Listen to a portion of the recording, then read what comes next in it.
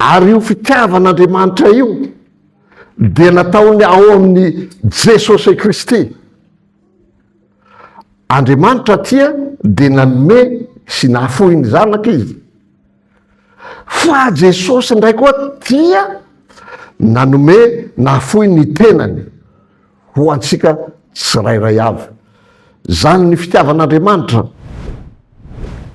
Ny tenin'Andriamanitra voalahatra ho antsika n'ity alahady ny trinité ity zany dia ny filazantsara ny Jaona. Filazantsara ny Jaona toko faha 5:10. Hovakitsika manomboka eo amin'ny 12 ka hatsahatra eo amin'ny 17. Jaona toko faha 5:10 ny 12 ka hatsahatra amin'ny 17. L'évangile selon Jean chapitre 15 verset 12 à 17. Rehefa hita dia hiara-maka antsika amin'ny anaran'i Jesosy Kristy Tompo.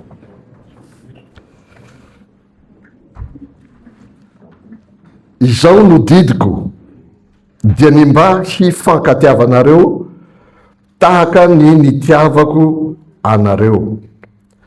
Tsy misy manana fitiavana lehibe noho izao dia ny manolotra ny ainy hamonjy ny sakaizany. Sy anareo no sakaizako raha manao araka izay andidiako anareo. Tsy ataoko hoe mpanompo intsony ianareo fa ny mpanompo tsy mahalala izay ataony ny tompony. Fa efa nataoko hoe sakaiza ianareo satria izay rehetra reko tamin'ny raiko no nambarako taminareo. Tsy anareo no nifidy ahy fa izaho no nifidy anareo. Ka nanendry anareo mba handeha sy hamoa ary mba hareta ny vokatrareo, mba homeny ray anareo izay rehetra angatahinareo amin'ny anarako na inona. Zany zavatra izany no andidiako anareo mba hifankatiava nareo. Ray masino manamasinana amin'ny fahamarinana, fa ny teninao no fahamarinana. Amen. Riavana malala ao amin'ny Tompo ny fahasoavana sy ny fiadana avy amin'Andriamanitra Ray sy Zanaka ary sy ny Zanaka dia Jesosy Kristy Tompo ho aminareo rehetra ny Amen. Satria alahadiny Trinité zao amin'ny taom-piangonantsika zany Luterana Malagasy dia mizara maromaro zany mandritry ny taona ray ny perikopantsika. Ny voalohany zany dia ny advent fantatsika rehetra izay iomanana amin'ny fahatongavan'i Jesosy dia ny Noely zany. Dia avy eo ny periodiny ny epifania, zany hoe dia avy eo ny andro ny Paska zany, mialoha ny Paska misy alahady maromaro, tonga ny Paska dia misy alahady maromaro aorinan'ny Paska, dia tonga ny Pentecoste. Rehefa tonga ny Pentecoste dia manomboka amin'ny lahady manaraka iny ny Trinité. Ary ny Trinité dia misy alahady 4 na 5 eo io, zay dia miverina amin'ny taom-baovao ny fiangonana indray.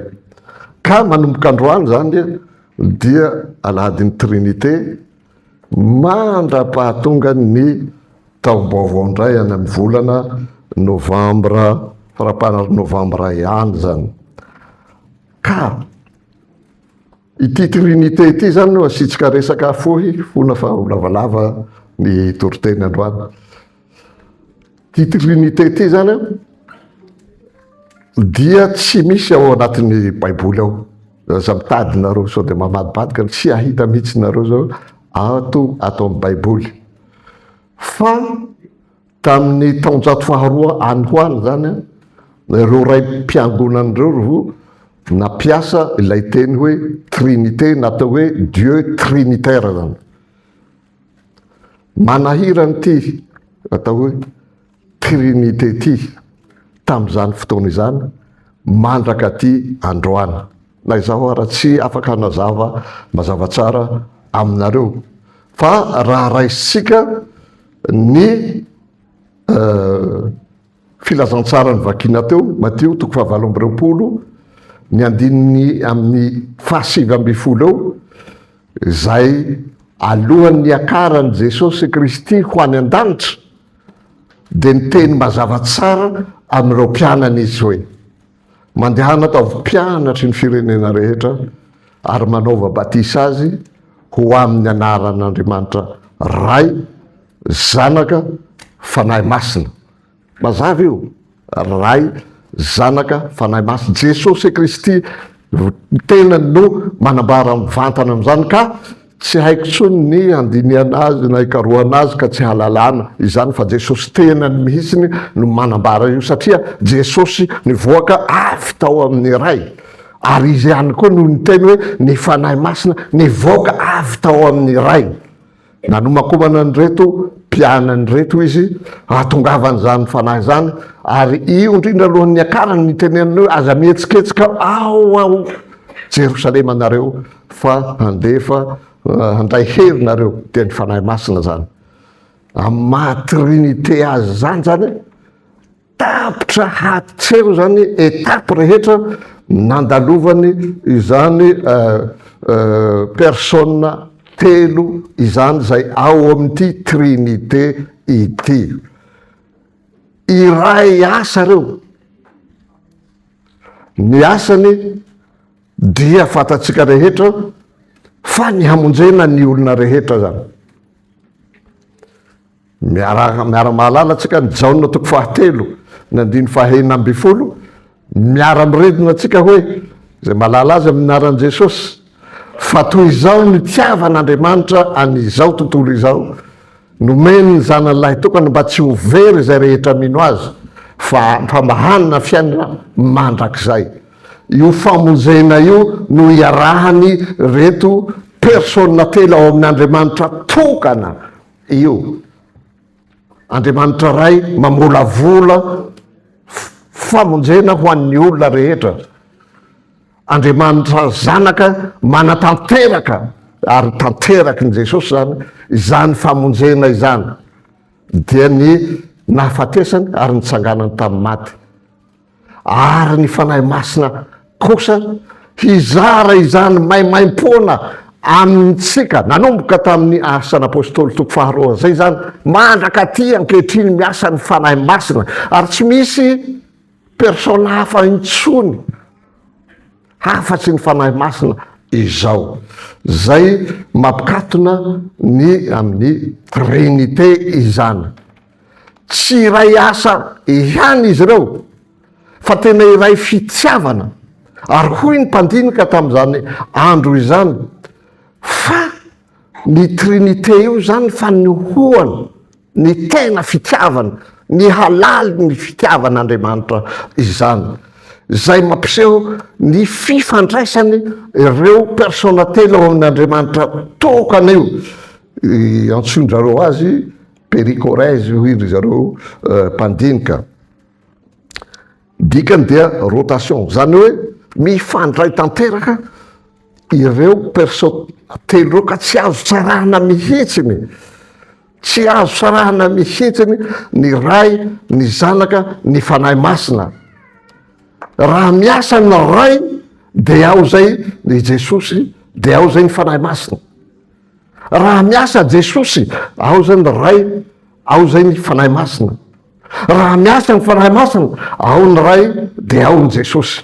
Zay mahatrinity manahirana mieritreritra azy ka nahatonga fampianarany diso nanomboka ny fiangonana voalohany tamin'izany. Kanefa noho ny fanahyn'Andriamanitra tsy miova ny tana ny fampianarana zay mbola arahintsika mandraka ty ankehitriny ka nahita ny ngay vainzy teo tsika hoe amin'ny anaran'ny ray sy ny zanaka ary ny fanahy masina amen na hoy tsika rehetra zany hoe manaiky fa zany tokoa lay Andriamanitra inoatsika io ary tsy vitan'izay fa mbola miara-mirodina tsika manambara ny fanekempinotsika teo mbola ny fanekempinoana ny apôstôlika iny fandraindraitsika manambara ny fanekempinoana niseanina rehefa my fotoan-dehibe ireny.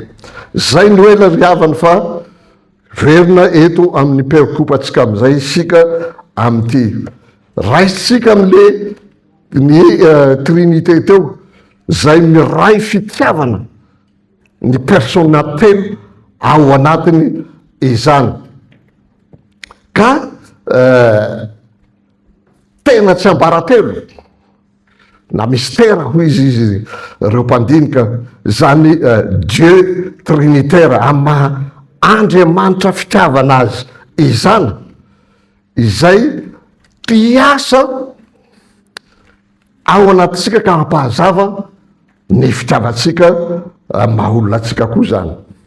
Ary eo indrindra no itenenan'i Jesosy eto ateo amin'ny ireto mpianany amin'ny 1:12 manao hoe didy vaovao omeko anareo de ny mba hifankatiavanareo sendreny mazava tsara eo amin'ny 1:17 mifankatiava ianareo didy mpitiavana no omeny Jesosy eto. Ahoana no hataterahantsika io didiny Jesosy zay ho resantsika teo amin'ny andininy vitsivitsy izy nefa lalina dia lalina tokoa raha jerentsika akaiky ka raha anaraka izany tsika dia miainga avy amin'ny fitiavan'Andriamanitra aloha izany alohan'ny hataterahantsika zany araky ny ambarany Jaona apôstôly voalohany 4:7-9 manao hoe amin'ny aran'i Jesosy isika tia satria izy efa tiantsika taloha.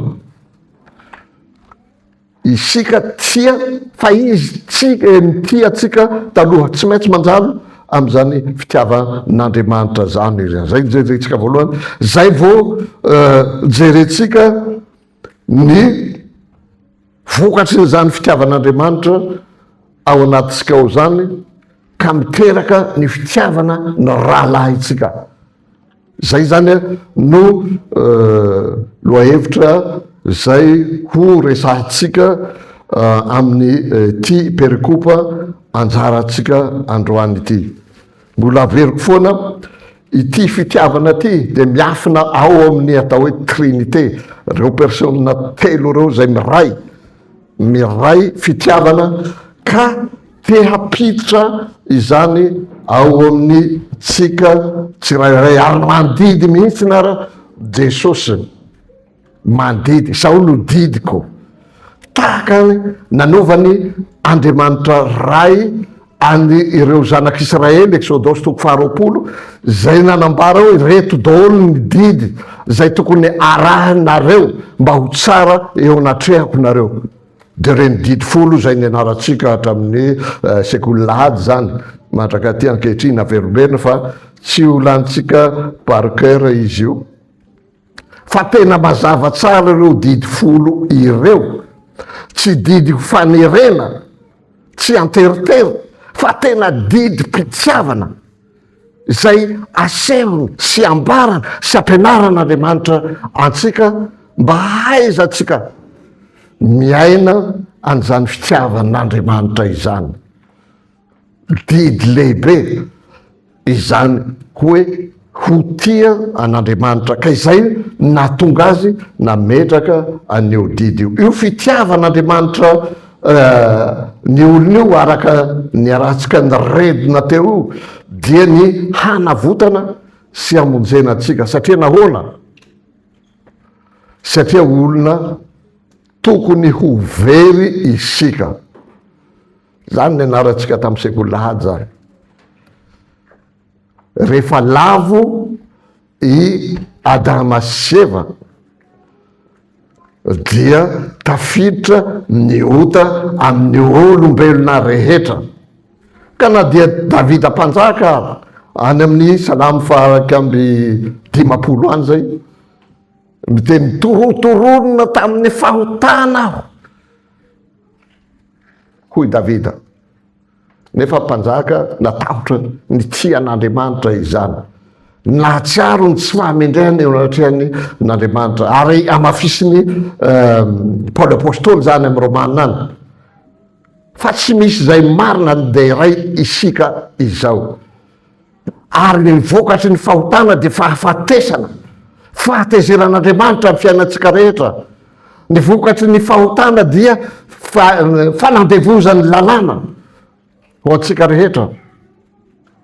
Ary zay mahatonga antsika rehetra zao vantaniny zao tenin'Andriamanitra izao, satria tsisy afaka miala eo anatrehany isika ry havana, tsika tsirairay zao, satria izy dia Andriamanitra mahay mamantatra ny ao anatin'ny fonao, ao anatin'ny sainao, ao anatin'ny fieretreretanao any. Ary ny teny raha teo dia tonga afaka mampisaraka ny tsaoka sy ny tao. Zany tenin'Andriamanitra zany. Fantany ianao, fantany aho amin'ny fiainantsika hatramiafina indrindrana. Fantan'Andriamanitra zany. Ary fantany fa merona ho any amin'ny fahafatesany isika raha tsy misy mihazona. Zay ny fitiava n'Andriamanitra.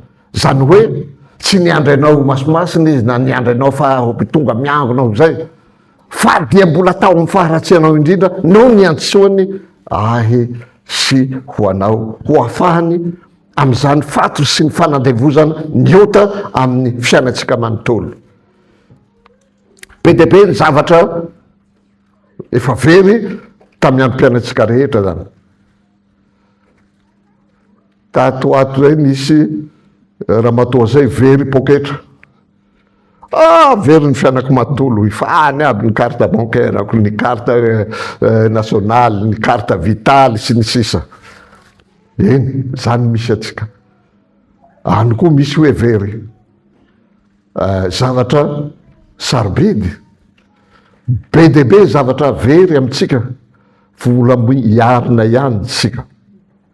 Fa rehefa ny fitiavana no very, de tena idiran-doza ny fiainantsika manontolo. Raha vo ny fitiavana tsy ao anatsika very, de tonga am'izay ny tsy fankahalana, tonga am'izay ny fifanaratsiana, tonga am'izay ny fosafosa. Tsy eto zany e.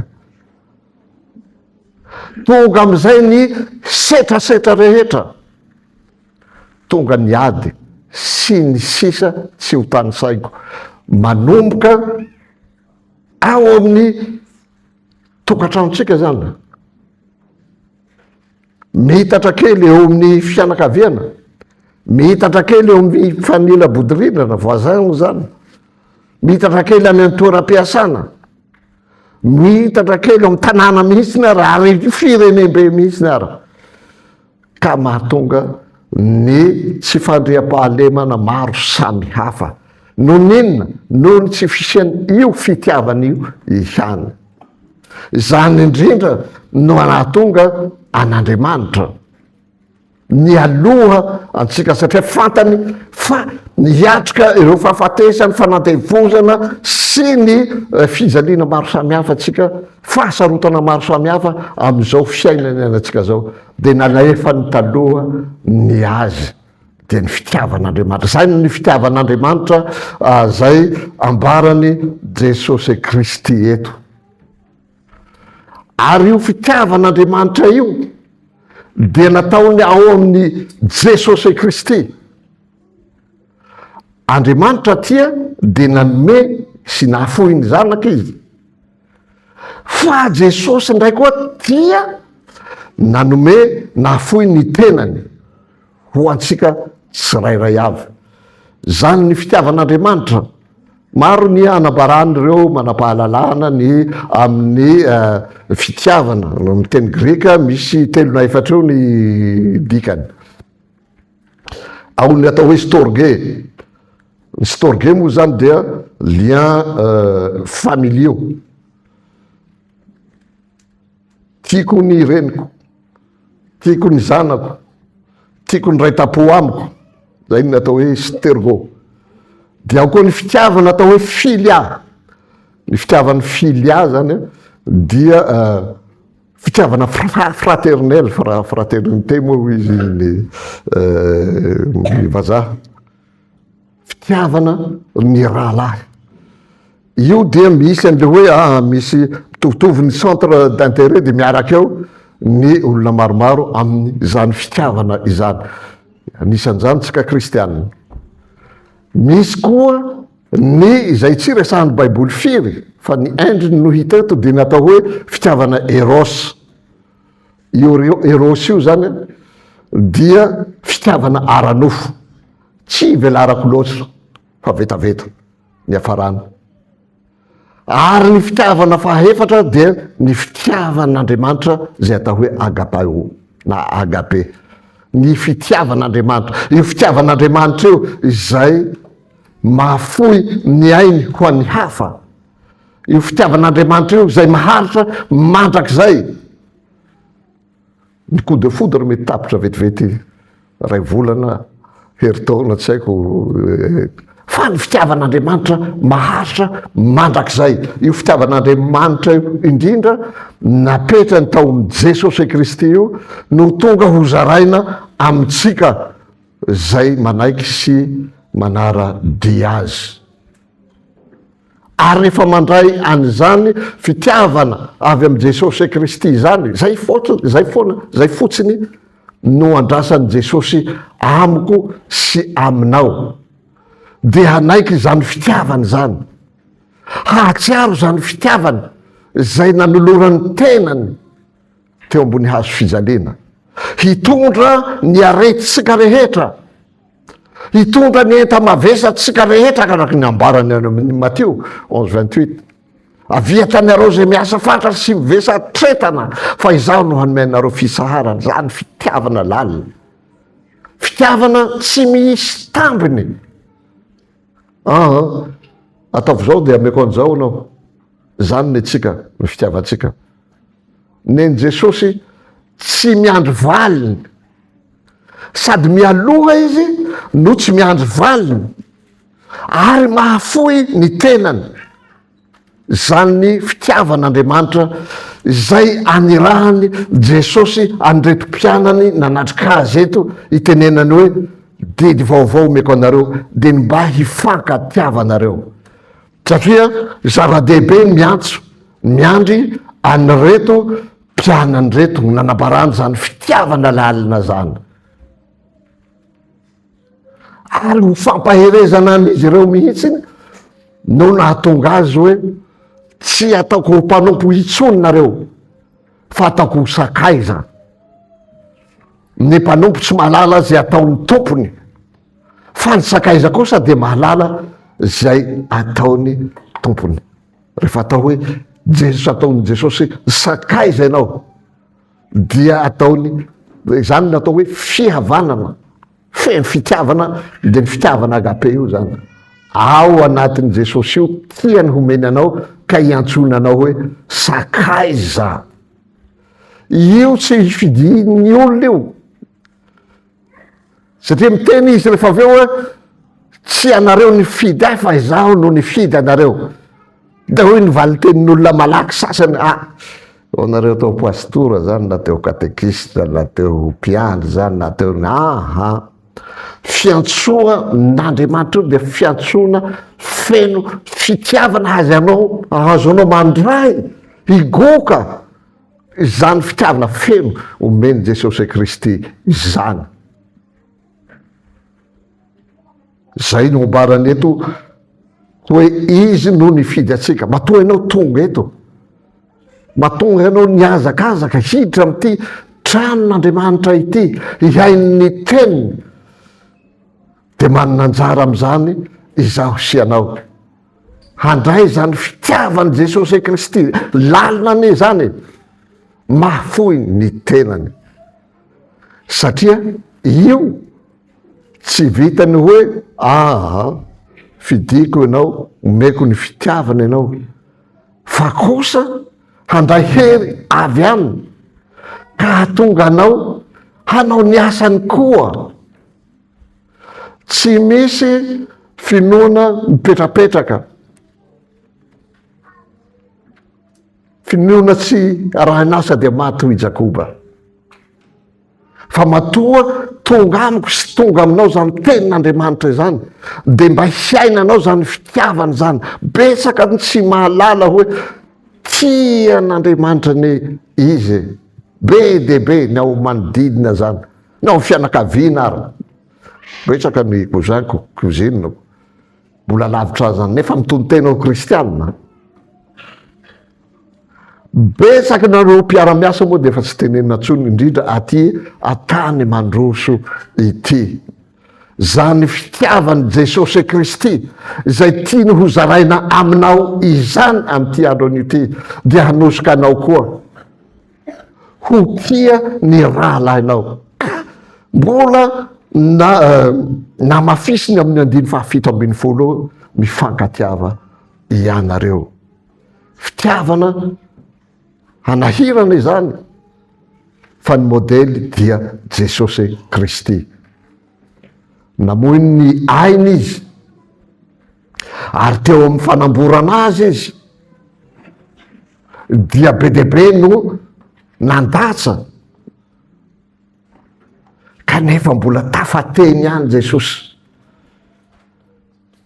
tafateny ihany Jesosy. Tsy fantan'izy ireo ny izy ataony mamelany helony. Zany fitiavana manoatra ny fahatezeran'Andriamanitra. Fahatezeran'Andriamanitra zany nefa mahatahotra izany, na jentilisy mahatahotra n'izany, kanefa saronany amin'ny alalan'ny fitiavana izany mba ho rava ilay fatahorantsika iny, ka tonga antsika higoka ny fifaliany, ny fiadanana, mitady fandriampahalemana ny olona izao tontolo izao amin'ny fomba maro samihafa, ny bomba ny miboaka. Fa ao amin'ny Jesosy Kristy rerany no ahitantsika fiadanana. Ary zany indrindra ny nataony rehefa nitsangana tamin'ny maty izy, teny voalohany rehefa nehoana tamin'ireo mpianany, fiadanana ho anareo. Zany ny fitiavany Jesosy zay ivavahantsika zay. Amaraparana azy aho, ny fitiavan'Andriamanitra ray zany no ahidiny tamin'ny Jesosy Kristy. Itenena Jesosy eo, ny ray tia ahy, zaho koa tia ny ray. Zany fitiavany zany tiany ahiditra amintsika tsirairay avy zay mandre ny teniny eto zany, satria rehefa tafiditra ny fitiavan'Andriamanitra ao amintsika tsirairay avy dia mitondra fifaliana, mitondra fitahiana ho an'ny manodidina anao rehetra ianao, mitondra fiadanana ho an'ny manodidina anao rehetra zao, ary mitondra fahatokisana an'izany fitiavan'Andriamanitra zany. Ahatsapa ny olona fa aika ny fitiavany Jesosy Kristy ao aminao, mahatonga anao mitondra tena mendrika ny anaran'Andriamanitra, ka tonga ny olona manao hoe maha-te ho tia tokoa zany olona zany. Inona re no misy ao aminy? Fitiavany Jesosy Kristy zay tiany homenanao. Sambatra isika satria nandray ny fanahy masina tamin'ny alalan'ny batisa. Izany fanahy masina zany no hampahazava amintsika zay rehetra efa nambara teo, ka hitaradalana antsika hizotra ho tonga, hoy Paoly apôstôly zay, epistily vakin'ny olona velona. Tsy tia mamaky baiboly tsony ny olona hoy ny ireo mpanompon'Andriamanitra zay, fa isika no vakiny. Zay mahatonga ao Madagasikara ao nao 70% kristiana ny ao Madagasikara ao, nefa kolikoly dia hatraty any ambany any ka hatrany ambony any, satria tsy miaina zany fitiavan'Andriamanitra zany. Rehefa tsy ny fitiavana tsy ao dia fitiavan-tena no manjaka. Fa androany isika ampahalalana sy ampahafantarana fa Jesosy Kristy, ao amin'ny Jesosy Kristy lay fitiavan'Andriamanitra atao hoe agape io. Mandray an'izany tsika dia afaka miaina ny fitiavana eto amin'ity zao tontolo zao ty, na dia amin'ity zao tontolo teo feno faharatsiana, ty am'izao tontolo zao to ahitantsika ny ady maro samihafa, azo antoka Jesosy manambara ny fitiavana anao eo, ka izotra am'izany lalana zany, ka ninina tafio-drivotra mandona antsika, azo antoka izy ahitsy ny sambokely zay itoerantsika. Voninahitra ho an'Andriamanitra irery any zay azy hatramin'ny taloha indrindra ka ho mandrakizay. Amen.